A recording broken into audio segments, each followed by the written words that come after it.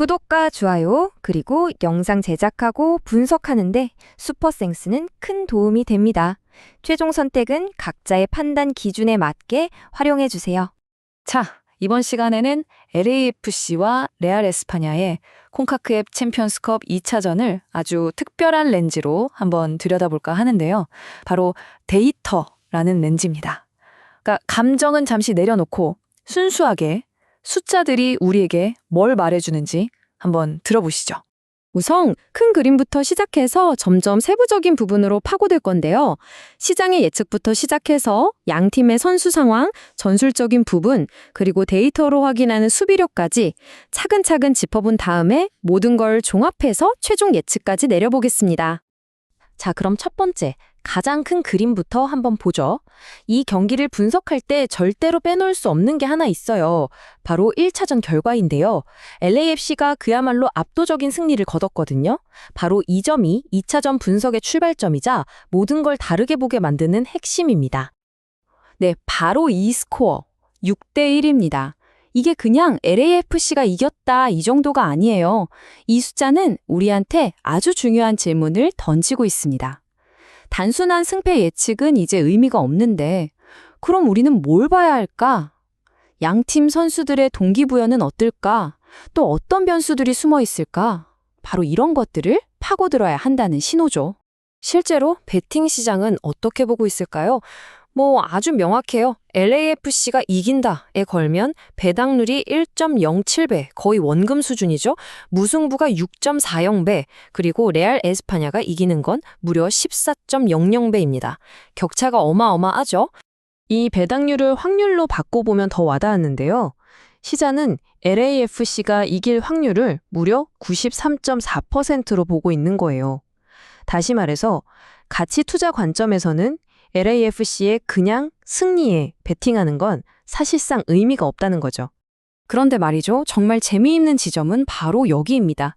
핸디캡 시장, 특히 마이너스 2.0골 라인으로 들어가면 이야기가 달라져요. 여기서부터 시장의 의견이 팽팽하게 갈리기 시작합니다.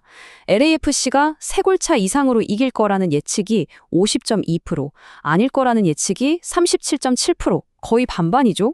바로 이 균열, 이 지점을 우리가 파고들어야 진짜 분석이 시작되는 겁니다. 자, 그럼 그 불확실성 속으로 한 걸음 더 들어가 볼까요? 이제부터는 경기장 안의 이야기, 바로 선수들 이야기를 해보겠습니다.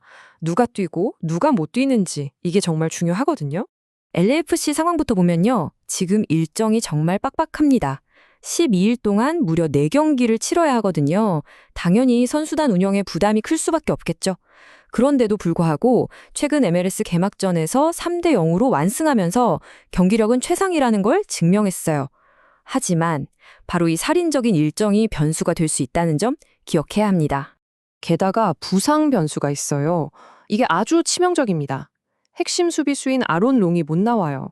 이건 팀의 기대 실점, 특히 세트피스 상황에서의 실점 가능성을 구조적으로 끌어올리는 아주 큰 문제입니다. 중원에서도 이고르 제수아스와 제레미 에보비세 같은 선수들이 빠지면서 결국 기존의 핵심 공격수들에게 더 많이 의존할 수밖에 없는 상황이 된 거죠. 레알 에스파냐는 어떨까요? 여기는 특정 선수의 부상보다 더 무서운 문제가 있습니다. 바로 팀 전체에 퍼진 누적 피로예요. 이건 눈에 보이지 않지만 경기력에 직접적인 영향을 주죠. 1차전 때 수비수 후안 카펠루토와 칼로스 메히아가 페널티킥을 2번이나 내줬잖아요. 그게 바로 이 피로 때문에 집중력이 떨어지고 반응 속도가 느려진 결과라고 볼 수 있습니다. 자, 그럼 이런 선수단 상황이 전술적으로는 어떻게 나타날까요?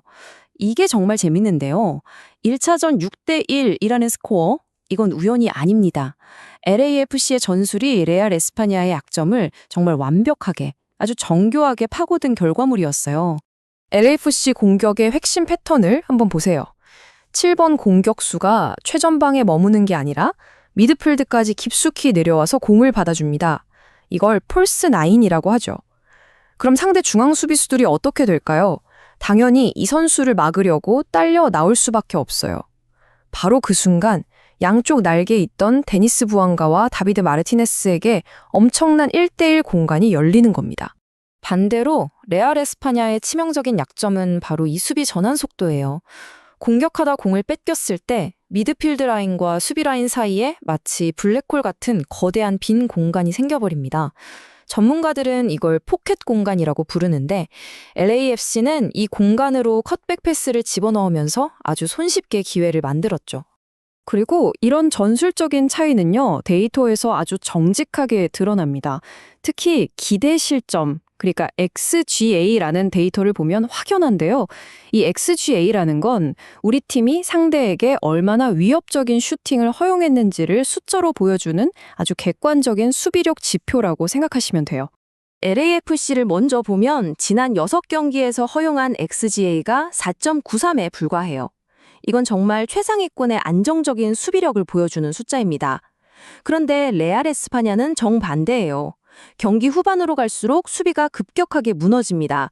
피로가 쌓이고 집중력이 떨어지면서 경기 마지막 30분 동안의 XGA 수치가 말 그대로 수직으로 폭등하는 패턴을 보여요. 좋습니다. 이제 경기장 안의 전술과 데이터를 봤으니 시야를 조금 더 넓혀보죠. 경기 외적인 변수들, 그러니까 선수들의 동기부여나 혹시 모를 돌발 상황 같은 것들도 한번 따져봐야 합니다. 레알 에스파냐 입장에서 한번 생각해 볼까요? 원정 경기에서 5골차 이상으로 이겨야 해요. 이건 거의 불가능에 가까운 통계적으로 절망적인 상황이죠. 게다가 리그 경기를 치르고 딱 96시간 만에 약 7,400km를 날아와서 이 경기를 해야 합니다. 이쯤 되면 선수들의 머릿속은 이미 다음 자국 리그 경기에 가 있을 확률이 아주 높다고 봐야겠죠. 하지만 분석은 항상 최악의 경우를 대비해야 합니다. 만약에 지금까지의 이 모든 데이터 기반 예측이 틀어진다면 그건 어떤 시나리오일까요? 우리 분석이 실패할 가능성도 한번 시뮬레이션 해봐야겠죠? 가장 큰 위험 시나리오는 두 가지입니다. 첫째, 경기 초반에 LAFC 수비수가 퇴장당하는 경우. 그럼 남은 시간 내내 수비에만 집중해야 하는 상황이 올 수 있죠. 둘째는 로테이션으로 들어온 선수들 간의 호흡 문제예요. 잠깐의 소통 실수 하나가 세트피스 상황에서 어이없는 실점으로 이어질 수도 있습니다. 자, 이제 거의 다 왔습니다. 시장의 배당률부터 시작해서 양 팀의 전력, 전술, 그리고 예상치 못한 변수까지 흩어져 있던 모든 데이터 조각들을 하나로 모아서 최종 결론을 내려볼 시간입니다. 이 모든 데이터를 종합했을 때 가치 있는 선택지는 두 가지로 압축됩니다. 첫 번째는 LAFC-2.0 핸디캡입니다. LAFC가 3골차 이상으로 이긴다는데 무게를 두는 거죠. 두 번째는 3.5골 오버입니다. LAFC의 막강한 공격력에 더해서 수비진의 부상 공백으로 실점 가능성도 열려있기 때문에 다득점 경기가 될 확률이 높다는 분석입니다. 그래서 이 모든 분석을 바탕으로 데이터가 가장 유력하게 가리키는 최종 스코어는 두 가지입니다. 3대1 혹은 4대0. 둘 다 LAFC의 완승을 예상하고 있죠. 결론을 말씀드리겠습니다. 데이터가 보여주는 모든 증거는 한 방향을 가리키고 있습니다.